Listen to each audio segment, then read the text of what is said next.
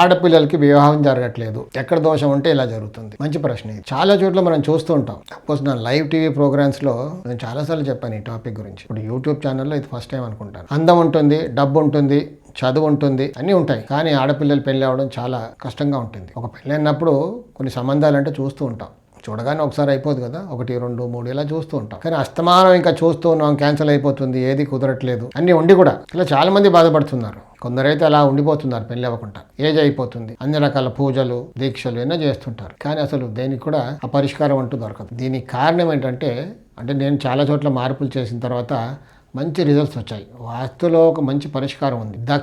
దక్షిణ ఆగ్నేయంలో దోషం ఉంటే ఆడవాళ్ళకి పెళ్లి జరగడం చాలా కష్టం. ఇంట్లో దక్షిణ ఆగ్నేయంలో ఒక డోర్ ఉండేలాగా చూసుకోవాలి. ఒక గుమ్మం, ఉత్తర ఈశాన్యంలో ఒక గుమ్మం, దక్షిణ ఆగ్నేయంలో కూడా గుమ్మం ఉండాలి. ఆ దక్షిణ ఆగ్నేయం గుమ్మం వాడుతూ ఉంటే మిగతా దక్షిణ ఆగ్నేయం లేని దోషాలు లేకుండా చూసుకుంటే